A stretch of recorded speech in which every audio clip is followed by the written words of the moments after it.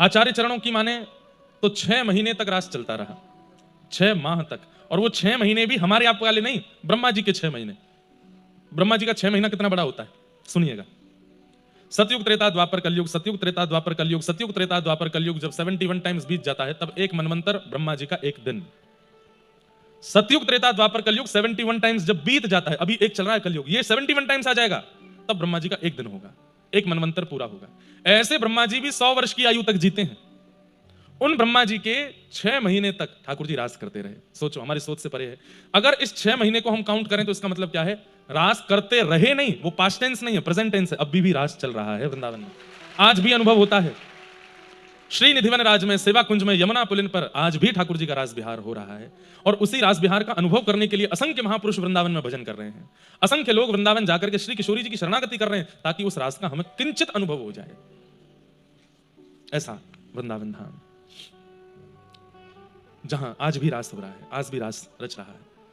वृंदावन में कभी past tense का प्रयोग मत किया कीजिए कि ठाकुर जी मक्खन चुराया करते थे, यमुना जी पर लीला करते थे, यहां पर ये करते थे। नहीं, आपकी भक्ति उस दिन सुदृढ़ हो जाए जिस दिन आप थे को हैं बोलो। आज भी लीला करते हैं, यहां रास करते हैं, माखन चुराते हैं सब। अब एक बड़ी प्रसिद्ध कथा आप सबने सुनी है। आज से 450 वर्ष पहले श्रीनाथ जी जो आपके उदयपुर में विराजमान है, उदयपुर के पास नाथक द्वार में विराजमान है, जब गिरिराज जी में विराजमान थे, गोवर्धन में विराजमान थे, अनेक लीलाएं ठाकुर जी ने की हैं। कितनी लीलाएं मेरे को तो एक साथ सारी याद आ जाती हैं, कौन कौन सी सुनाऊं। गोविंद स्वामी जी के साथ में, गोविंद दास के साथ में छुपम छुपाई खेलते थे ठाकुर जी। गोविंद दास के साथ में छुपन छुपाई खेलते थे। गोविंद दास जी की बारी आती तो गिनती करते 1 2 3, ठाकुर जी जाके छुप जाते सघन वन में। पर गोविंद दास जी तो भक्त है ना, इतने चतुर, ठाकुर जी के श्री अंग जहां जहां स्पर्श होता वहीं वहीं सुगंधी हो जाती, तो सूंघ सूंघ करके पेड़ों को पहुंच गए। तभी देखा पीतांबरी लटकी हुई है ठाकुर जी की, ठाकुर जी को कर दिया, ठाकुर जी पकड़े गए। अच्छा, एक लीला और मैंने पढ़ी थी, किशोरी जी और ठाकुर जी छुपन छुपाई खेलते हैं। आजकल के बच्चे नहीं खेलते ये सब खेल। हमारे युवा भाई बहन कभी कभी ये सब खेल खेला करो। और जैसे युवा सब लोग मिलकर के रविवार के दिन कोई प्रांगण में जाके कीर्तन करो, कीर्तन करके अपने सेवा के ठाकुर जी को वहां लेकर के जाओ, उनको बढ़िया मधुर विराजमान वृक्ष के नीचे करो, उनके सामने सखाओं की मंडली बना लो, फिर ठाकुर जी को ऐसे मानो कि ये हमारे साथ बैठे और फिर आप लोग क्रीड़ा करो। पर वो खेल होने चाहिए वही वाले ठाकुर जी वाले। उसमें एक खेल आप करो, एक के आंख पे पट्टी बांध दो, पट्टी बांध करके एक दायरा बना दो और उसके कहो भाई अब तू पकड़ के दिखा, हमको छू के दिखा। कितना आनंद आता है उस खेल में। एक बार किशोरी जी के साथ ठाकुर जी छुपन छुपाई खेल रहे थे, ध्यान से सुनना। तो ठाकुर जी की बारी आई तो ठाकुर जी गिनती गिनने लगे, सब सखियां छुप गईं जा करके जहां भी छुपना था। इतने में ही ललिता जी गईं ठाकुर जी के पास, बोले सुनो, बोले हाँ, हमारी किशोरी जी इतनी भोली हैं, सबसे पहले वही मिल जाएंगी आपको, तो देख करके भी अनदेखा कर देना। अगर आप जीत गए तो फिर देखना हम क्या करेंगे। बोले क्या करोगे? तुम्हारी वंशी चुरा लेंगे। ठाकुर जी बोले ये कोई खेल है? बोले कि हाँ यही खेल है। हम लोगों को ढूंढो, हम लोगों को। किशोरी जी सामने आके खड़ी भी हो जाए तो भी कहना हे श्यामा जी तुम कहां हो, मुझे तो दिख ही नहीं रही। अरे किशोरी जी कहां चली गई? ठाकुर जी बोले ठीक है। अब किशोरी जी यहाँ पे बड़ी उत्सुक हैं कि श्याम सुंदर मुझको ढूंढेंगे। एक पेड़ के ऊपर थोड़ी सी चढ़ गई हैं, पर जो वस्त्र धारण की हो वहां की चुनरी नीचे लटक रही है, वो दिख ही रही है स्पष्ट की बैठी है वहां पे। अब ठाकुर जी यहाँ आंख बंद करके गिनती गिन के पीछे मुड़ के देखे, हाँ मैं आ रहा हूँ भैया, सब लोग सावधान है जाइयो। अब सब सखियां इधर उधर, किशोरी जी सामने वाले पेड़ पे चढ़ रही हैं और नेक नेक से पत्थर में छुपा रही हैं अपने यहाँ पे। ठाकुर जी बोले छुपो ना आवे, सामने बैठी है दिख रही है। और ललिता मुंह को देख रही है कि पकड़ी हो मत इन्हें। कैसी सीधी है हमारी किशोरी जी। ठाकुर जी इधर उधर ढूंढ रहे हैं, उस पेड़ के नीचे से ही निकल रहे। किशोरी जी मुंह हाथ धर के बैठी, कहीं मुंह को पहचान नहीं जाए।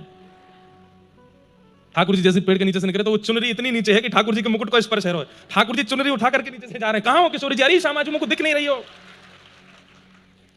थोड़ी देर बाद किशोरी जी को लगी थक गए होंगे, मैंने सहज है जाऊं ताकि इनको दिख जाऊं। तो किशोरी जी ने नीचे आ गई।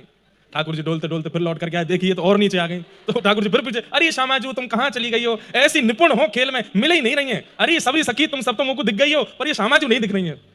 किशोरी जी कह रही है, अरे श्याम सुंदर बेचारे व्याकुल है, मैंने एक और नीचे आ जाऊं। अंत में किशोरी जी नीचे आके खड़ी है गई है। तब भी ठाकुर जी सामने से जाते हैं, फिर मुड़ जाए, अरे किशोरी जी मेरी श्यामा जी कहां चली गई तुम? किशोरी जी बोली अब तो लगे नाटक है रोए, मैं तो सामने खड़ी हूं। किशोरी जी सामने जाकर के खड़ी हो गई और खड़ी होकर के बिल्कुल स्पष्ट सामने आकर के खड़ी हो गई। तब भी ठाकुर जी, अरे मेरी श्यामा जी तुम कहां चली गई, मुझको दिख ही नहीं रही हो। ललिता विशाखा दोनों ने आकर के, हमारी किशोरी जी जीत गई, हमारी श्यामा जी जीत गई। अरे तुम यहां खड़ी, मुझको तो दिखी ना, इतनी देर है गई। अरे मैं तो ढूंढ ही नहीं पायो। अरे श्यामा जी या खेल की तो स्वामिनी आप ही हो।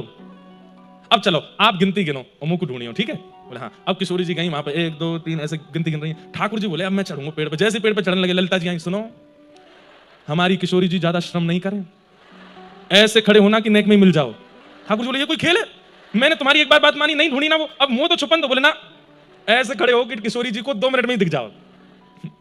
ठाकुर जी बोले ठीक है। तो एक पेड़ के पत्नी सी उसकी तनी है, वही के पीछे ठाकुर जी छुप गए। यहाँ तक कंधा भी दिख रहे हैं, पीताम्बरी भी दिख रही, सब दिख रहा है। किशोरी जी 10 तक गिनती गिनने के बाद जैसे ही पीछे देखो, अरे श्याम सुंदर तुम कहाँ हो? ठाकुर जी बोले अब इतने में ना दिख रहा हूं मैं एक और पेड़ से इधर, अरे श्यामाजू इतकू हूं। किशोरी जी अरे मैंने पकड़ लिया पकड़ लिया पकड़ लिया। सब सखियां बोली अरे 2 मिनट में ही जीत गई। चलो श्याम सुंदर प्रणाम करो हमारी किशोरी जी को, या खेल की अग्रगण्या तो हमारी स्वामी जी हैं। जी स्वामी जी आप ही हो, सब खेलन में मुखिया आप ही हो, हम तो कुछ में ही ना है। ऐसे हमारे श्याम सुंदर। तो ये खेल कभी कभी अपने घर के ठाकुर जी को, जब वो निवृत्त हो, आप भी फ्री हो, छत पे ले जाओ, कहीं बगीचे में ले जाओ, कहीं ले जाओ, 2-4 बालकों के झुंड ले जाओ और बढ़िया ठाकुर जी का भोग प्रसाद करके ठाकुर जी को बढ़िया बैठाओ और फिर उनके सामने उनके जैसे ही खेल खेलो, ठाकुर जी को सुख प्रदान करो। हम तो बड़े अपने लाल जी को खूब आनंद कराते हैं, ऐसे खूब खेल खेलते हैं एकांत में। तो ऐसे हमारे वृंदावनेश्वरी श्री राधा रानी है। आज भी ठाकुर जी लीला कर रहे हैं, आज भी रास वृंदावन में हो रहा है। बस दर्शन करने के लिए गुरु कृपा की दृष्टि चाहिए, आज भी अनुभव हो जाता है। आपको क्या लगता है जिन महापुरुषों को आप प्रणाम करते हैं उन्होंने ठाकुर जी का अनुभव नहीं किया होगा? निश्चित किया है, उनको अनुभव होता है। इसीलिए उनकी वाणी, उनका दर्शन, उनका स्वरूप, उनका वांग्मय सब कुछ हमें इतना आकर्षित करता है, क्योंकि उन्हें ठाकुर जी दिख चुके हैं, ठाकुर जी का अनुभव हो चुका है। ठाकुर जी आज भी रास बिहार ब्रज में कर रहे हैं। गीत है जैसे गोपी गीत है, वैसे इसका नाम है युगल गीत। युगल गीत में क्या है? गोपियां आपस में ठाकुर जी की रूप माधुरी की आपस में चर्चा कर रही हैं, और वो चर्चा इतनी मधुर है, शुकाचार्य जी ने इस पूरी चर्चा को गीत का नाम दिया। बंधुओं, ठाकुर जी 3 प्रकार से वेणु रव करते हैं। मुरली, वंशी और वेणु 3 हैं एक ही, पर उनका बजाने का, उनको धारण करने का तरीका सबके लिए अलग अलग है। समझिएगा बात को बहुत ध्यान से, इधर देखिए। मुरली, वंशी और वेणु। मुरली ठाकुर जी बजाते हैं तो दोनों जो हाथ हैं ठाकुर जी के वो अधर से नीचे रहते हैं, और वंशी ऐसे लेटी रहती है। ये ठाकुर जी का मुरली वादन है। बिल्कुल अधर के ही बगल में दोनों जब भुजा आ जाती हैं, ये ठाकुर जी का वंशी वादन है। और जहां ठाकुर जी का मुखमंडल बाम दिशा में ऐसे झुक जाए और दोनों हस्तकमल ऊपर आ जाएं और वेणु यहां अधर पर हो, इस प्रकार से हो, तो समझो वो वेणु वादन है। ठाकुर जी मुरली बजाते हैं ब्रजवासियों के लिए, गैयाओं के लिए, मतलब सबको जो सुनाई देती है वो है मुरली। अपने से प्रेम करने वाली सखियों को और सखाओं को जो सुनाई देती है उनके लिए जो बजाते हैं वो है वंशी, और श्री प्रिया जी के लिए जो बजाते हैं वो है वेणु। ठाकुर जी बिल्कुल लीन होकर के उसका वादन करते हैं। आपने अनेक दर्शन किए होंगे, ठाकुर जी के ऐसे दर्शन किए होंगे, ऐसे दर्शन किए होंगे, पर ऐसे दर्शन आपको बहुत कम मिलेंगे जहां ठाकुर जी का मुखमंडल किशोरी जी की तरफ झुका हो। ये बाम भाग किशोरी जी का है और यहां की तरफ ठाकुर जी झुके हैं, दोनों हस्तकमल ऊपर हैं। वेणु रव, वेणु रव सबको सुनाई नहीं देता, उसका अधिकार किशोरी जी जिसको प्रदान करती हैं उसी को सुनाई देता है। किशोरी जी को रिझाने के लिए, उनको प्रसन्न करने के लिए ठाकुर जी वेणु बजाते हैं। तो बाम बाहु कृत बाम कपोलो, अब सुनिएगा अर्थ। बाम बाहु, बाम बाहु कहेंगे इसको। बाम बाहु कृत बाम कपोलो, कपोलो मतलब गाल। ठाकुर जी ने अपने बाम बाहु की तरफ अपने गाल को झुका रखा है। बाम बाहु कृत बाम कपोलो वलगित भ्रूरधरार्पित वेणुम, ठाकुर जी ऐसे हैं और वेणु बजा रहे हैं। कोमलांग भिषराश्रित मार्गम गोपईरयति यत्र मुकुंद, ठाकुर जी के उस मधुर स्वरूप को देख करके गोपियां आनंदित हो गई, कितने सुंदर लग रहे हैं श्याम सुंदर। यहां पर अब एक प्रसंग आता है, बस वो कह के मैं आगे चलूंगा। गोपियां शिकायत करने जाती हैं यशोदा मैया से, और मैया से जाके कहती हैं, मैया तू एक बात बता। बोले हाँ। ये तेरे लाला है बंसी बजानो कौन ने सिखायो? बोले क्यों? तेरे लाला को तो हम कुछ बिगाड़ नहीं पाई, पर जाने या को बंसी बजानो सिखायो, बा गुरु को हम जाके जमुना जी में फेंक के आवेंगे। बोले क्यों? बोले या की बंसी जब जब बजे हमारा भोजन ना बन पावे। क्यों? बोले जैसे ही वंशी बजानो प्रारंभ करे, या की वंशी सुनते ही पहाड़ पिघलन लगे, यमुना जी स्तब्ध हो जाएं, पेड़ की डाल झुकन लगे, उनमें खूब सारे पुष्प और फल प्रकट हो जाएं, हमारा मन स्थिर रह जाए, बालक रोनो बंद कर दें, भोजन करनो, गैया घास चरनो बंद कर दे, उनके बछड़ा बछिया दूध पीनो बंद कर दें, सब स्तब्ध हो जाता है वृंदावन में। लेकिन मैया एक नयो काम और रहेगा। बोले कहा? बोले हम रोटी बनावे, चूल्हा में अग्नि लगावे लकड़ी की, वो अग्नि भी धीरे धीरे शांत हो जाए और पानी बन के बहन लगे, सब कछु समाप्त हो जाए, मैया भोजन ही ना बन पावे। सास डांटे, अरे तेने कच्ची दाल बनाई दी, कच्ची रोटी बनाई दी, तो को मैं बताऊंगी, रोज हम पे डांट पड़े। और या सबके पीछे कारण है तेरे लाला की वंशी। या तो अपने लाला की वंशी बजावे वाले गुरु को नाम बताओ हमें, या फिर अपने लाला से कहो वंशी बजावे को एक समय रखे, वह समय हम भोजन नहीं बनाया करेंगे। फिर कौन ने सिखाई तुम्हारे लाला को वंशी बजानो? तो यहां पर श्री यशोदा मैया कितना सुंदर विवेचन कर रही हैं। विविध गोप चरणेषु विदग्धो वेणुवाद्य ऊर्धा निज शिक्षा, तब सुतः सति यदाधर बिंबे दत्त वेणुरनयत्य स्वजाति, स्वर जाति। बहुत सुंदर लीला आ रही है, चिंतन में सुनाऊंगा अभी। यशोदा मैया कह रही हैं, अरे गोपियों तुम मानोगी ना है, तुम मेरी बात को भरोसा ना करोगी, पर जे वंशी बजानो लाला ने कोई ते ना सीखो, ये वंशी प्रकट ही लाला ते भई है, निज शिक्षा लाला ने स्वयं बजानो सीखो है। वंशी का निर्माण कैसे हुआ? गैया रोती रोती गई ठाकुर जी के पास। ठाकुर जी बोले काय को रो रही है? कौन ने कष्ट दिया तो को? बोले मुझको दुनिया में केवल एक ही डर लगे। बोले कौन? तो बोले बांस थे, मुझको और कोई ना डरा सके। कोई आदमी भी मेरे सामने आ जाए ना, ग्वारिया भी मुंह पे चिल्लावे, मैं बातें भी ना डरूं, लेकिन वो ग्वारिया जब बांस लेके आ जाए तो बातें मुझको बहुत डर लगे लाला। ठाकुर जी बोले जा बांस ने तो को डरायो, वही बांस ने तो को प्रेम सिखाऊंगा मैं। ठाकुर जी ने जैसे ही वह बांस को पकड़ो, एक हस्त कमल धरते ही 3 उंगलियों के छिद्र रखते ही 3 छिद्र प्रकट हो गए, दूसरा हस्त पकड़ते ही 3 छिद्र और प्रकट हो गए, और जैसे ही ठाकुर जी ने अधर पर रखा, एक छिद्र और प्रकट हुआ। ठाकुर जी ने कुछ उंगलियों को उठा करके जैसे ही प्राण पिरोए, मधुर वंशी बजी, गैया के नेत्रों से अश्रुपात होने लगे। ठाकुर जी बोले तो कुछ सुखदेव के काज, आज नवीन वंशी को निर्माण किया है मैंने। वंशी के निर्माता श्री कृष्ण है, वंशी के प्रादुर्भाव करता श्री कृष्ण। अच्छा एक बार ठाकुर जी वंशी बजा रहे थे, ठाकुर जी के सखा इतने ऊधमिया नेक शांत ना बैठे, लेकिन ठाकुर जी जब वंशी बजाते हैं वो भी बिल्कुल पिन ड्रॉप साइलेंस, आंख बंद करके सुनते रहते हैं ठाकुर जी को। एक बार मधुमंगल बैठो तो मैंने देखी ठाकुर जी वंशी बजा रहे हैं, तो जैसी वंशी बजाई तो वो सब ब्रज की स्थिति मैंने बताया ना, यमुना जी रुक जाती हैं, वृक्षों में पुष्प प्रकट हो जाते हैं, फल आ जाते हैं, सब लोग बाग अपने कार्य छोड़ देते हैं, दूर दूर तक हिंसक जीव भी अपने कान उठा करके ठाकुर जी की ओर देखते हैं। आज मधुमंगल सबको देखते देखते बाकी दृष्टि गई ऊपर, और जैसे ही मैंने ऊपर देखी तो कहा देखो आकाश मार्ग में बादल की ओट लिए मतलब पीछे छिप करके ब्रह्मा जी, शंकर जी, नारद जी, सरस्वती जी और सब 33 कोटि देवता आकाश में खड़े होकर के कान लगा करके ठाकुर जी की वंशी सुन रहे हैं। मधुमंगल ने श्रीदामा से, श्रीदामा देखियो सब देवता खड़े हैं आकाश में। श्रीदामा ने दूसरे से कही, ऐसे करके सब में बात फैल गई। अब जब जब ठाकुर जी वंशी बजा में आकाश में देवतान के दर्शन हुए। एक दिन मधुमंगल श्रीदामा किशोरी जी की सबरी सखीन के यूथ से बोले, हमारो लाला जय जय तो नहीं है, पर हमारो लाला जय जय ते भी ऊपर है। बोले क्यों? बात सुनो पहले पूरी। बोले क्यों? बोले हमारो लाला जब बंशी बजावे ना, आकाश में देवता प्रकट हो जाए। अरे कहां तक कहें, सूर्य चंद्र भी एक साथ प्रकट हो जाते हैं ठाकुर जी की स्वर लहरियों को सुनने के लिए। हमारे लाला, तुम्हारी किशोरी जी सुंदरता में ऊपर होंगी, तुम्हारी किशोरी जी धन धान्य में ऊपर होंगी, तुम्हारी किशोरी जी गायन में ऊपर होंगी, तुम्हारी किशोरी जी नृत्य में ऊपर होंगी लाला से, पर संगीत में तो हमारो लाला अग्रगण्य है। ललिता जी ने कमर कसी, बोली अगर किशोरी जी लाला से ऊपर निकली तो? बोले तो जीवन भर तेरे चरणन को स्पर्श करूंगा, वचन देके कह रहा हूं ये मधुमंगल, जब जब ललिता सामने आवेगी तब तब साष्टांग प्रणाम करूंगा अगर किशोरी जी ऊपर निकल जाए तो बोले फिर कर लें एक कार्यक्रम। बोले हाँ करो। ठाकुर जी तो सब ब्रजवासी जाके बोले लाला हमारी लाज बचाई लियो, ऐसी बंसी बजाइयो कि लाला ये सबरे देवता आकाश में खड़े खड़े नृत्य करने लगे। ठाकुर जी बोले तू चिंता मत करे, आज तो देख आमने सामने वाली बात है। सब सखी गई किशोरी जी के पास है, किशोरी जी आज श्याम सुंदर को परास्त करना है। किशोरी जी बोले नहीं, वो सदा विजयी रहे, मैं क्यों परास्त करूं उनको? नहीं आज हम सखी सखान के बीच की बात है, हमारी लाज रखो। तो किशोरी जी वीणा बजाती हैं, किशोरी जी वीणा बजाती। अच्छा अभी कुछ समय पहले रेवासा धाम में कथा थी पूज्य मलुकपीठ वाले महाराज जी के सानिध्य में, तो महाराज जी ने वहां पर एक कितनी सुंदर बात बताई। बोले इंद्रेश जी, त्रेता में श्री जानकी जी वंशी बजाती हैं और राम जी वीणा बजाते हैं, तो वहां जानकी जी की वंशी सुनकर के राम जी मोहित हो गए और राम जी की वीणा सुनकर के जानकी जी मोहित हो गई। तो राम जी ने कहा देखो शिक्षा प्रदान करने के 3 तरीके होते हैं, शिक्षा लेने और प्रदान करने के 3 तरीके होते हैं। पहला, गुरु जी की सेवा करो और उनसे शिक्षा ग्रहण करो। दूसरा, गुरु जी को दक्षिणा दो और उनसे शिक्षा ग्रहण करो। तीसरा, तुमको जो आता है वो तुम गुरु जी को सिखाओ, गुरु जी को जो आता है वो तुम सीख लो। तो हे जानकी जी, आप मुंह को वंशी बजाना सिखाओ, मैं आपको वीणा बजाना सिखाऊंगा। तो त्रेता में राम जी किशोरी जी को, जानकी जी को वीणा बजाना सिखाते हैं और शाम को किशोरी जी राम जी को वंशी बजाना सिखाती हैं। इसी का परिणाम द्वापर में किशोरी जी की सिखाई हुई वंशी ठाकुर जी बजाते हैं और ठाकुर जी की सिखाई हुई वीणा श्री राधा रानी बजा रही है। ये सब कितने मूल्य रहस्य हैं, संत जनों से प्राप्त होते हैं। किशोरी जी वीणा लेकर के आई हैं, ठाकुर जी सामने बैठे हैं। किशोरी जी और ठाकुर जी के अंदर तो प्रतिस्पर्धा नहीं है, लेकिन सखा और सखीन को जितावे हरावे की बात है। ललिता जी बोली पहले ठाकुर जी कछु सुना दें। मधुमंगल सीधा बोले हमारे लाला ने बंसी बजा दी तो फिर बाकी बात कुछ बचे कोई ना, हमारे लाला ने बंसी बजा दी तो फिर तुम कहीं तक दूर तक टिके ही नहीं पाओगे। बोले हम देख लेंगे कितने टिकेंगे, तुम बजाओ तो सही।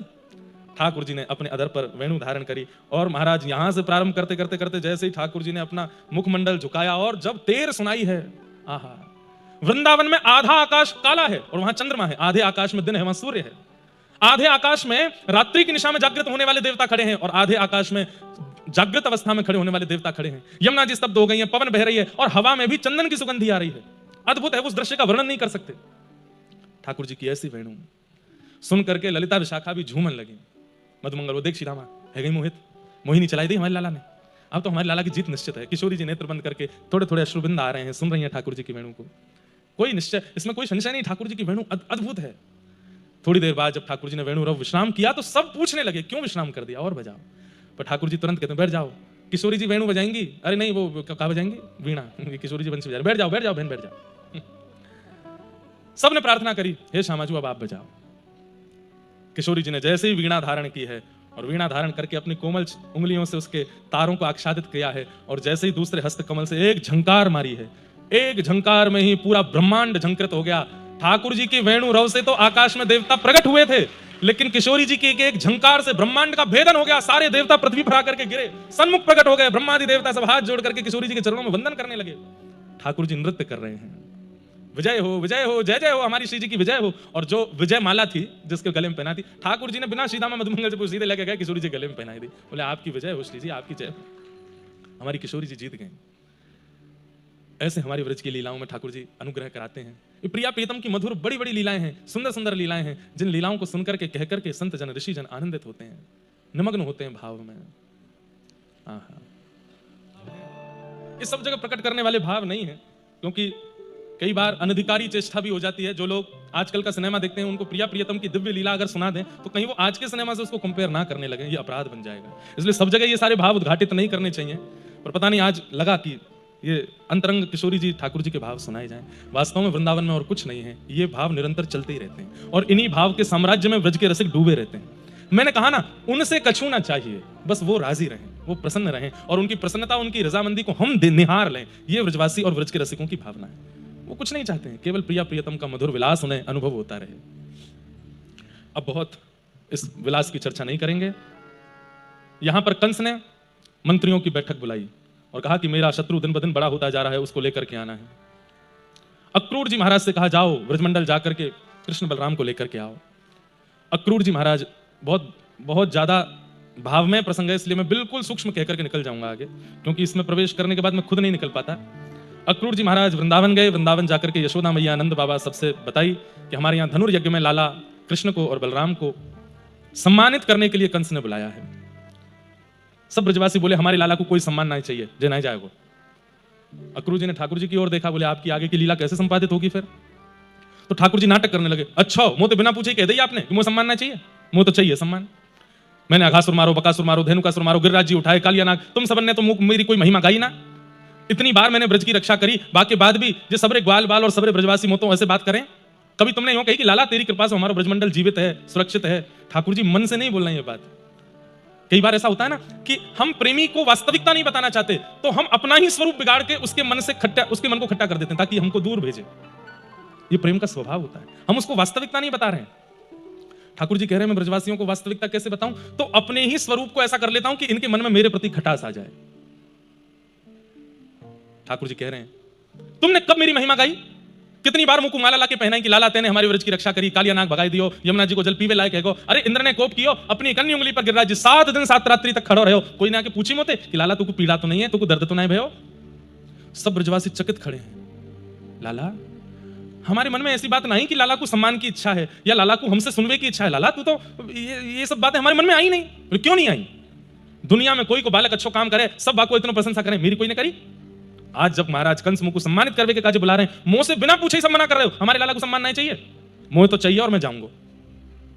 सब ब्रजवासियों के नेत्र सजल हो गए, बोले लाला हमारे मन में ऐसी भावना नहीं, हम तो चाहें कि हमारे लाला को खूब सम्मान मिले। ना चाहो तुम लोग तभी तो मना कर दी, मैं जाऊंगा और सम्मान लेके आऊंगा। सब ब्रजवासी कह रहे हैं कि हमारा कृष्ण नहीं है, ये हमारा लाला नहीं बोल रहा, ये कोई और है। ठाकुर जी मनी मन रो रहे हैं फूट करके। ब्रजवासियों के चित्त में ये कसक डालनी पड़ रही है ठाकुर जी को, नहीं तो नहीं जा पाऊंगा मैं ब्रज से। यशोदा मैया ने गोद में उठाए ठाकुर जी, शाम का समय है, कल सुबह जाना है। लाला मैंने तो तुमको कभी सम्मान की इच्छा की बात कभी बताई नहीं, फिर आज तो सबके सामने ऐसा क्यों बोलो कि मुझको सम्मान चाहिए? मुझे याद है लाला, मैंने 11 वर्ष में अपने पुत्र को ऐसी शिक्षा तो नहीं दी कि वो कभी सम्मान की इच्छा रखे। ठाकुर जी मैया की गोद से भी जान मूझ के उतर गए, बोले हाँ मैया तू भी ना चाहे, दुनिया की मैया अपने बालकन को सम्मान करा, मैं अपने बालकन को, तू तो मोया घर में ही बूढ़ो कर लेगी, यहाँ पे भारी ना जान दे, यहीं बैठा के रखेगा, कछु करन ना दे। यशोदा मैया का हृदय भी भारी हो गया, बोले कि मेरो कन्हैया बोल रहा है, मेरो कृष्ण बोल रहा है। और ठाकुर जी ये सब बोल करके फिर एकांत में जाते हैं, दाऊ दादा को लेके जाते हैं, क्योंकि वही है एकमात्र जो सब जानते हैं, और उनसे कंठ लग करके रोते हैं, दादा मेरे प्राण निकलवे के है रहे, मैं कैसे बात कर रहा हूँ इन सबन से, पर मुझको करना पड़ रहा है, दाऊ दादा तुम संभालो मुझको। दाऊ दादा अपने रूप में आ जाते हैं, शेष नाग बन जाते हैं। हे श्रीमन नारायण, आप परमात्मा हैं, आप जगत नियंता, जगदाधार, विश्वनाथ हैं आप। आप जगदीश्वर हैं। इस प्रकार आपका ये रोदन करना, व्याकुल होना, ये आपकी छवि मेरी नजरों में धूमिल कर रहा है। अरे होने दे छवि धूमिल, मैं इन ब्रजवासियों के बिना कैसे रहूंगा, यशोदा मैया के बिना कैसे रहूंगा, ये मधुमंगल श्रीदामा मर नहीं जाए कहीं मेरे बिना। दाऊ दादा आप तो सब जानते हैं, कोई ऐसी योजना नहीं बन सकती। बोले कैसी? कि परमात्मा की पदवी कोई और संभाल ले, तीनों लोग कोई और संभाल ले, और मैं सदा के लिए इस वृंदावन में ही बस जाऊं, इन ब्रजवासियों के बीच में मुझे नहीं जाना यहां से। दाऊ दादा ऐसा कछु है सके? शेषनाग हैं, शेष तत्व हैं, जीवाचार्य हैं दाऊ दादा, अपने स्वरूप में प्रकट हो गए, ठाकुर जी की स्तुति गाने लगे। नहीं नाथ, इस प्रकार की भावना, आपको आगे लीला के लिए आगे जाना पड़ेगा, मैं हूं ना साथ में, मैं चलूंगा, कोई और रास्ता बचा नहीं है। आज पहली बार परमात्मा प्रेम के घेर में घिर गए हैं और सोच नहीं पा रहे मैं क्या करूं। बंधुओं, ठाकुर जी को कोई नहीं बांध सकता, वो विश्व को बांधते हैं, लेकिन ठाकुर जी को बांध दिया ब्रजवासियों ने, इसलिए ब्रजवासियों के लिए सब माफ है, ब्रजवासियों के लिए सब अच्छा है। क्यों? इन ब्रजवासियों से ही बंधे ठाकुर जी, इनके प्रेम में बंध गए। रात में यशोदा मैया अंक में भर के लाला को सोई है, लाला परसों आए जाइयो, और कंस बड़ो खतरनाक है, बाकी ज्यादा पास मत जाइयो, दूर से सम्मान लेके आए जाइयो। और मेरे लाला, अब मैं तो 11 वर्ष है गए, अपने लाला के बगैर सोई ना एक रात, कल रात कैसे सोऊंगी मैं?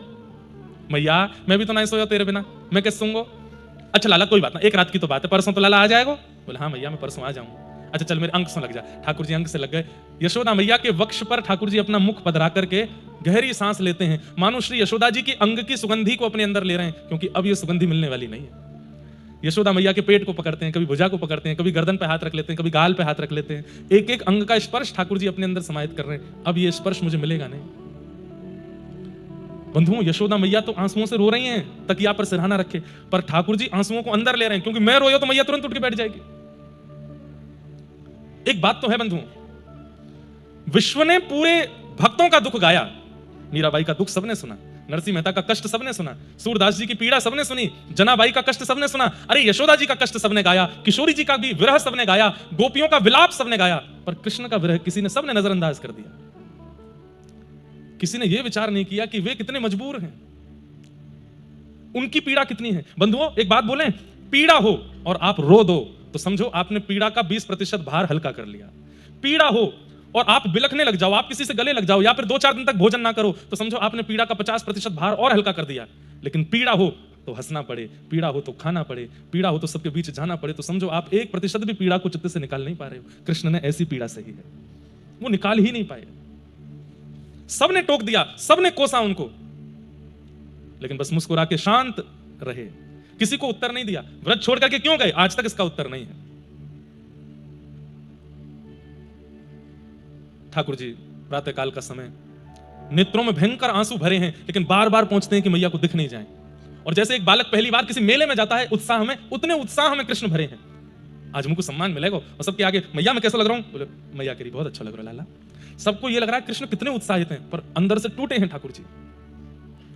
नंद भवन का जैसे ही द्वार खुला, जैसे आप संख्या में बैठे हैं, इससे भी 1000 गुना संख्या में ब्रजवासी खड़े हैं, लेकिन एक शब्द भी नहीं निकल रहा है, और सब बस एक दूसरे के ऊपर से ठाकुर जी को देख रहे हैं। सब लोग सोच रहे थे हम लोगों को देख करके लाला रुक जाएगा, पर जब ठाकुर जी को इतने उत्साह में देखा, सब ब्रजवासी बोले ये तो बड़ा आनंद में, ये तो जावे के काजी पूरा तैयार बैठो है। ठाकुर जी बाहर निकल के आए, सब ब्रजवासी से बोले अब मैं जा रहा हूं, कंस से सम्मान लेके आऊंगा। कल मैंने थोड़ी ज्यादा कड़वी बात कह दी, बुरा मत मानियो सब लोग, और मैं परसों आ जाऊंगा। परसों का नाम सुनते ही बस ब्रजवासियों की सिसकियां सुनाई दे रही हैं और आंखें लाल और अश्रुबिंद गिर रहे हैं। सोचिए बंधुओं, एक दिन भी जिसके बगैर व्यतीत करना, एक क्षण भी जिसके बगैर व्यतीत करना भारी है, वो परसों कैसे तक रह लेंगे। सब ब्रजवासियों के सामने से ठाकुर जी प्रणाम करते हुए निकल गए, किशोरी जी के पास गए। हे श्यामा जी, आप तो सब जानते हैं, मुझे लीला के लिए आगे जाना पड़ेगा, मुझे आज्ञा दीजिए, अब मैं आगे लीला में प्रवेश करूं। किशोरी जी बोली मुझे क्या बोलना चाहिए ये बता के जाओ, इसका उत्तर मैं क्या दूं? क्या मैं ऐसा कह दूं कि आप अपनी लीला अच्छे से संपादित करो? अगर मैं ऐसा कह देती हूं कि आप लीला अच्छे से संपादित करो, यह प्रेम का स्वरूप नहीं है।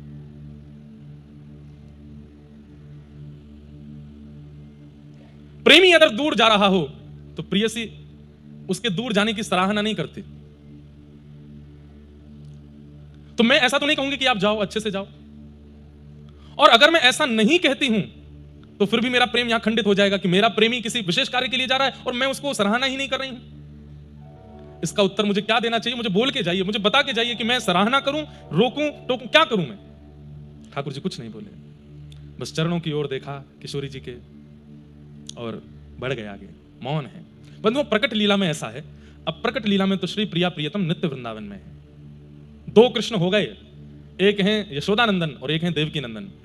वृंदावन की सीमा से बाहर जो लीला कर रहे हैं वो देवकी नंदन कृष्ण हैं, वृंदावन के भीतर की लीला में यशोदानंदन श्री कृष्ण हैं। अब ये बात मैं पहले इसलिए बता दे रहा हूं, है तो बाद में बताने की। ठाकुर जी ने जैसे ही वृंदावन की सीमा पार की तो ठाकुर जी ने रथ रुकवाया, अक्रूर जी से कहा पहले यमुना स्नान करके आओ। जैसे ही अक्रूर जी यमुना स्नान करने के लिए डुबकी लगाई, अक्रूर जी के मन में एक संशय था, ठाकुर जी की अवस्था देख के बोले ये कंस को मार पाएंगे। तो अक्रूर जी ने जैसे ही यमुना जी में डुबकी लगाई तो भीतर जाते ही देखा शंख चक्र गदा पद्मधारी, वही ठाकुर जी जो रथ में छोटे से बालक हैं, वो शंख चक्र गदा पद्म लेकर यमुना जी के भीतर खड़े थे। वो कौन थे? ध्यान से सुनो, पहले बात सुनो, ये अंतरंग बात है। वो देवकी नंदन ठाकुर जी थे। जब आपने चौथे दिन कृष्ण जन्म की कथा सुनी तो देवकी मैया के गर्भ से जो ठाकुर जी प्रकट हुए कैसे थे? तमद्भुतम बालकमंबुजक्षणम चतुर्भुजम शंख गदायुधायुधम। चतुर्भुज ठाकुर जी हैं देवकी के लाला, वही यमुना जी के भीतर हैं। अब इसमें आप कहेंगे कि इनमें भेद नहीं है। वृंदावन में जो लीला कर रहे हैं वो ठाकुर जी का स्वभाव स्वरूप है, और मथुरा और द्वारिका की लीला जो कर रहे हैं वो ठाकुर जी का प्रभाव स्वरूप है।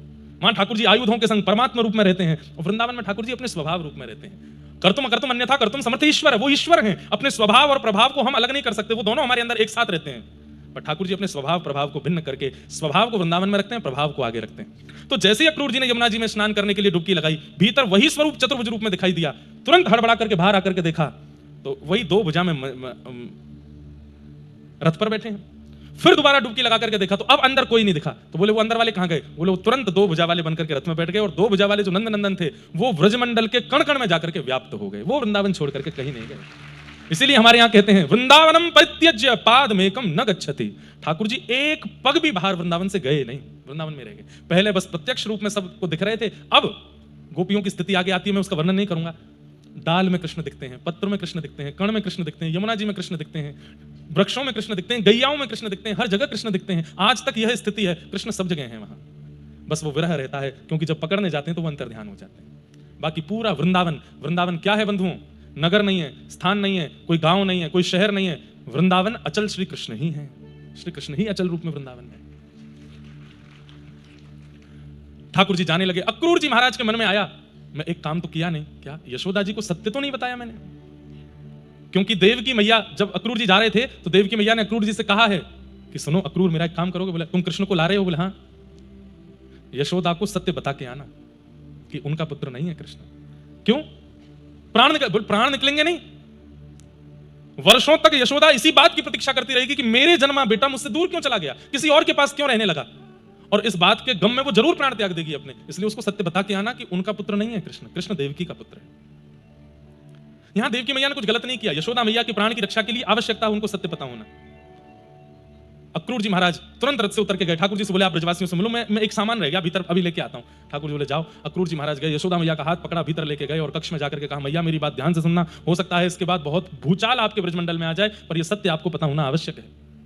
कहा भयो? बोले कृष्ण, दो बातें हैं। पहली बात कि कृष्ण अब लौट करके नहीं आएंगे, और दूसरी बात कृष्ण आपके पुत्र नहीं है, कृष्ण देवकी के पुत्र हैं। कंस के भय के कारण, क्योंकि अष्टम गर्भ था, आप सबको पता है कि देवी ने प्रकट होकर के कंस से कहा था आकाशवाणी में कि अष्टम गर्भ तेरा काल होगा। हाँ सुनी तो थी, ये वही 8वां बालक है देवकी का। अर्धरात्रि में, अष्टमी की रात्रि को, भादों के महीने में वसुदेव जी महाराज आपके बगल में सुला करके इसको चले गए। आपकी लाली जाकर के कंस को दे दी थी जो अष्टभुजी देवी काली बनी थी। ये आपका पुत्र नहीं है, ये देवकी का पुत्र है, और देवकी प्रतीक्षा कर रही है। कंस का वध करने के बाद कृष्ण अब देवकी के साथ रहेंगे। इसलिए मैया मुझे बस सत्य बताना था, आप अपना और ब्रजवासियों का ध्यान रखना। यशोदा मैया का तो शरीर ठंडा पड़ गया। कितनी देर तक तो यशोदा मैया की पलक नहीं झपकी, श्वास नहीं निकली, हिली नहीं, नेत्र बंद हो गए। छोटे से श्री कृष्ण कैसे चलना सीखते थे, कैसे बोलना सीखते थे, कैसे मैया मैया कह के बुलाते थे, बाबा की गोद में कैसे चढ़ जाते थे, गैयाओं के सींग से लटक जाते थे, यशोदा मैया के अंक में भर के। अरे कहां तक वर्णन करें, यशोदा मैया के पल्लू के ही अंदर उसी को ही रजाई बना करके सोते थे ठाकुर जी। एक क्षण के लिए 11 वर्ष में अलग सोए नहीं। वो सारी स्मृति मैया के दिमाग में घूमने लगी। थोड़ी देर तक तो मैया को होश नहीं आया। जैसे ही रथ चलने की आवाज आने लगी, ब्रजवासी रोने लगे। यशोदा मैया को ध्यान आई, मेरो लाला जा रहा है, अब आएगो नहीं, एक बार अंतिम बार देख तो आऊंगा आगू जाके। यशोदा मैया ने द्वार खोले, तुरंत दौड़ी। ब्रजवासियों की भीड़ लगी है, यशोदा मैया पीछे रह गई हैं, देख नहीं पा रही लाला को, चिल्ला रही हैं, अरे कन्हैया, अरे लाला, ओ लाला नेक रुक जाइयो, नेक मेरी बात सुन के जा। यशोदा मैया का स्वर जैसे ही कान में पड़ा, चलते रथ से कूद गए ठाकुर जी, दौड़ करके मेरी मैया बुला रही, कहां है मैया। 90 वर्ष की आयु हो गई है यशोदा मैया की। ठाकुर जी ने जाके अंक में भर लिया, मैया तू काय को भीड़ में आ गई, अरे मैया तू काहे को रो रही है, मैं अभी आ जाऊंगा परसों, तू काहे को रो रही है। यशोदा मैया रो रही हैं, हाथ पैर कांप रहे हैं, लाला के मुखमंडल को बार बार पकड़ती हैं, हृदय से लगाती है, माथे का चुम्बन करती हैं। लाला तू परसों आवेगा? बोले हाँ। मेरी सौगंध खा के कह तू परसों आवेगा? ठाकुर जी के हाथ उठे नहीं। मुझको पता है अब तू बरसों तक नहीं आवेगा। लाला मुझको आज पता चल गई तू मेरो लाला नहीं है, तू तो देवकी को लाला है। मुझको अक्रूर जी ने आकर के सब सांची बताई दी। पर लाला इन सब बातों को सुनकर के तू विचलित मत हो, कोई बात ना, तू चलो जा, लेकिन मेरे मुंह को एक वचन देके जा, तू अब आएगा नहीं वापस, मुझको पता है। पर जब कभी भी तू को पता चले कि यशोदा मरणासन अवस्था में है, यशोदा मृत्यु सैया पर है, मैं वचन ये दे रही हूं कि मैं तब तक अंतिम श्वास नहीं लूंगी जब तक तू नहीं आ जाएगा। पर तू भी वचन दे, तू को अगर पता चल जाए बस लाला अंतिम श्वास के समय मेरे पास आ जाइयो, मैं अपने कुंवर को देख के, अपने लाला को देख के, अपने कन्हैया को देख के, और तू बैठ जाइयो, तेरी गोदी में सर रख लूंगी अपनो, बस तू को देखते देखते लाला प्राण त्यागूंगी। क्योंकि मैंने कथान में सुनी है अंतिम में जो सोच करके या जो देख करके प्राण त्यागे अगली जन्म में वो मिलता है। लाला तू या जन्म में मेरो लाला ना बन पायो, सौभाग्य तेने मुझको दियो कि मैंने तुको तेरो लालन पालन सब कियो, पर लाला अंतिम श्वास तू को देखते हुए त्यागूंगी तो कहा पता अगले जन्म में तू मेरो पुत्र बन के आवे, और फिर तू मेरो पुत्र बन के आएगा ना, फिर तू को कहीं नहीं जान दूंगी, फिर तू को अंग से लगा के रखूंगी, बस मुझको वचन दे के जा तू आवेगो। बंधुओं यशोदा मैया की हालत तो फिर भी ठीक थी, ठाकुर जी टूट गए। आकाश की ओर देख करके मानो महादेव ब्रह्मा आदि देवताओं को कह रहे हो कि मुझसे परमात्मा की उपाधि छीन लीजिए, मुझे नहीं रहना परमात्मा पद पर, मुझे केवल अपनी मातृ पद पर रहना है, मुझे इन ब्रजवासियों के हृदय पटल पर रहना है, मुझे नहीं जाना आगे। पर उपाधि बड़े लोग छीनते हैं और यहां सबसे बड़े ठाकुर जी ही हैं, ठाकुर जी की उपाधि कौन ले सकता है। यशोदा मैया मूर्छित हो गई, ठाकुर जी ने ब्रजवासियों को बोला बोले मैया को संभालो, और यशोदा मैया को रोता बिलकता देख ठाकुर जी ने चरण रज मैया को प्रणाम करी, और मैया की चरण रज और व्रज की रज को अपनी जेब में धर के ठाकुर जी वृंदावन को प्रणाम करके रथ पर आरूढ़ होकर के मथुरा प्रस्थान कर गए। ब्रजवासी सोच रहे हैं लाला लौट के आएगा, लेकिन नहीं आए ठाकुर जी। मथुरा पहुंच करके ठाकुर जी ने कुबलिया पीड़ हाथी का उद्धार किया। क्रोध में है आज श्री कृष्ण, एक विचित्र प्रकार का क्रोध है जिसका अनुभव किसी को नहीं हो रहा है। मथुरा नगरी को ऐसी क्रूरता से ठाकुर जी देख रहे हैं, जिसने मुझसे मेरा व्रज छीना है, ये वो नगरी है। मथुरा बंधुओं ब्रज की राजधानी है एक प्रकार से, पर ठाकुर जी को उस समय भा नहीं रहा है। कुबलिया पीड़ हाथी का उद्धार किया, दर्जी का उद्धार किया, माली का उद्धार किया, कुब्जा 3 जगह से उसकी चरण उसका अंग टेढ़ा था। अब आप देखेंगे ठाकुर जी की लीला में पूर्ण रूपेण फ्लक्चुएशन आ जाएगा, बिल्कुल बदल जाएगी। अब कोमल श्री कृष्ण नहीं दिखेंगे, अब आपको थोड़े से कठिन कृष्ण दिखाई देंगे, क्योंकि अब देवकी नंदन कृष्ण लीला कर रहे हैं। ठाकुर जी ने जाकर के कुब्जा को जैसे देखा 3 जगह से कमर टेढ़ी थी, उसके एक पैर पे अपना पैर रख करके उसकी थोड़ी पकड़ करके जैसे ही सीधा किया, कुब्जा सीधी हो गई। भीतर कंस के दरबार में प्रवेश किया, शिव जी के द्वारा दिया गया एक धनुष रखा था, उसको जो तोड़ेगा वही कंस को मार सकता है। ठाकुर जी ने दाऊ दादा से कहा दाऊ दादा तोड़ दो। दाऊ दादा बोले त्रेता में भी आपने ही तोड़ा था, अब भी आप ही तोड़ो, आप ही ये सौभाग्य रखो। तुरंत ठाकुर जी ने धनुष अपने हाथ में उठाया। आहा, सूरदास जी महाराज कहते हैं आज कृष्ण लीला में अद्भुत दर्शन हुआ है। बोले क्या? अपने जन के कारण कृष्ण भये रघुनाथ। आज ऐसा लगा मानो कि जैसे श्री रघुनाथ जी प्रकट हो गए हैं। दाऊ दादा घुटने पर बैठ गए, लक्ष्मण बन गए हैं, श्री चरणों में प्रणाम कर रहे हैं। ठाकुर जी ने प्रत्यंचा उठा करके 1 बार 2 बार 3री बार जैसे धनुष पर धारण करके प्रत्यंचा को खींचा, बीच से धनुष भंजन हो गया। आकाश में बादल गरजने लगे, पृथ्वी पर भूचाल आने लगा, कंस का सिंहासन हिलने लगा। मंत्रियों ने जाकर के बता दिया, बोले महाराज धनुष टूट गया। शिव ने धनुष दिया था और कहा था इसको नारायण के सिवा कोई तोड़ नहीं सकता, और जो तोड़ेगा कंस तुझे छोड़ेगा नहीं। फिर आज ठाकुर जी ने वो धनुष तोड़ दिया। जैसे ही रणभूमि में प्रवेश कर रहे हैं, लाखों की तादाद में ब्रजवासी मथुरावासी सब वहां बैठे हैं, बड़े बड़े मल्ल युद्ध करने के लिए रणभूमि में खड़े किए गए हैं। कुबलिया पीड़ हाथी का एक दांत ठाकुर जी ने अपने कंधे पर, दूसरा दांत बलराम जी ने अपने कंधे पर रखा है, और दोनों भाई जब रणभूमि में प्रवेश कर रहे हैं, सुकाचार्य जी उस छवि का वर्णन करते हैं।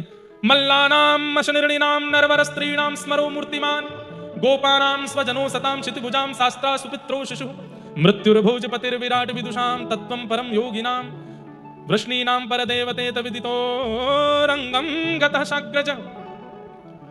सबको ठाकुर जी अलग अलग रूप में दिखाई दे रहे हैं। मल्लों को ठाकुर जी मल्ल जैसे ही दिख रहे हैं, बड़े बूढ़ों को ठाकुर जी नाती पोते जैसे दिख रहे हैं, युवाओं को ठाकुर जी अपने सखा के रूप में दिख रहे हैं, कुमारी कन्याओं को ठाकुर जी अपने पति रूप में दिख रहे हैं, और 50 सिड्डियों पर बैठे हुए महाराज कंस को ठाकुर जी अपनी मृत्यु के रूप में दिख रहे हैं। अत्यंत कोमल शीलवान श्री कृष्ण के रूप को देख करके भी कंस को भय लग रहा है, आई मेरी मृत्यु। भगवान ने एक एक मुष्टिक प्रहार करके मल्लों का वध कर दिया। एक छलांग मार करके कंस के पास पहुंच गए, 2 भुजा से कंस को अपने भुजाओं में उठा करके 50 सिड्डी ऊपर से नीचे पटक दिया। कंस का वध हो गया और कंस मर्दन ठाकुर जी की जय जयकार होने लगी। बोले कंस मर्दन गोपाल की। ज्यादा समय नहीं लगाया ठाकुर जी ने, मतलब आंखों की पलकें झपक रहे हैं मथुरावासी, इतने इतने में तो सब खत्म होता जा रहा है। और कंस को भी उठा करके गए, जाकर के नीचे पटका, उसके बाद ऊपर से छलांग मार के उसकी छाती पर कूद गए, वध कर दिया। अपने नाना अक्रूर जी का हाथ पकड़ करके ठाकुर जी रथ ऊपर सिंहासन पर ले गए, कंस का मुकुट उनके सिर पर धारण करा दिया और मथुरा के राजा अक्रूर जी बने, श्री उग्रसेन बने। भगवान कारागृह में गए, बंदी हैं माता पिता। 11 वर्ष 56 दिन बाद पहली बार देवकी मैया ने अपने लाला को देखा, हृदय से लगा लिया और बस पकड़ते ही कहा, अब मुंह को छोड़ के ना जाएगा ना। ठाकुर जी कह रहे हैं कैसी विडंबना है, एक माँ को छोड़ के आया हूं और एक माँ को वचन देना है कि अब छोड़ के नहीं जाऊंगा। ठाकुर जी ने वचन दिया, मैया अब नहीं जाऊंगा, अब तेरे पास ही रहूंगा। देवकी मैया को कारागृह से मुक्त करके मथुरा को सब व्यवस्थित कर दिया। 5-6 दिन बाद ठाकुर जी ने अब जिज्ञासा प्रकट की और वसुदेव जी से कहा, अब मैं सूक्ष्म में पूरी कथा विस्तार तक विश्राम तक ले चलूं, ध्यान से सुनिएगा। और कथा के अंतिम श्लोक 3 बार गाए बिना कोई भी नहीं जाएगा यहाँ से। सब लोग कथा पूरी सुन करके जाएंगे, समय तो हो गया पर आज विलंब से हुआ तो आधा घंटा और। तो ठाकुर जी ने प्रवेश जिज्ञासा प्रकट की और श्री वसुदेव जी से कहा, पिताजी मेरी एक इच्छा है। बोले क्या? मैं लगभग 11.5 वर्ष की आयु मेरी हो गई, अभी तक मैं गुरुकुल नहीं गया पढ़ने, अब आप कृपा करके मुझे उत्तम शिक्षा के लिए गुरुकुल भेजिए। तब सांदीपनि उपाध्याय जी के यहाँ पर भगवान पढ़ने के लिए अवंतिका उज्जैन आए और वहां आकर के सांदीपनि उपाध्याय जी से ठाकुर जी ने अध्ययन किया। वहीं ठाकुर जी को अपने परम सखा श्री सुदामा जी मिले। अब यहाँ एक बहुत सुंदर कथा है कि सुदामा जी ठाकुर जी के सखा कैसे बने, किसी ने नहीं सुनी होगी, ध्यान से सुनना। सुदामा जी ये तो जानते थे कि ये परमात्मा है और ये बात लगभग पूरी दुनिया जानती थी उस समय कि ये भगवान है, परंतु सबको संशय रहता था, पता नहीं इसमें कितनी सत्यता है। सुदामा जी ने जब ठाकुर जी को देखा तो भक्त तो बचपन से ही थे, सुदामा जी को लगा कि ये परमात्मा ही है।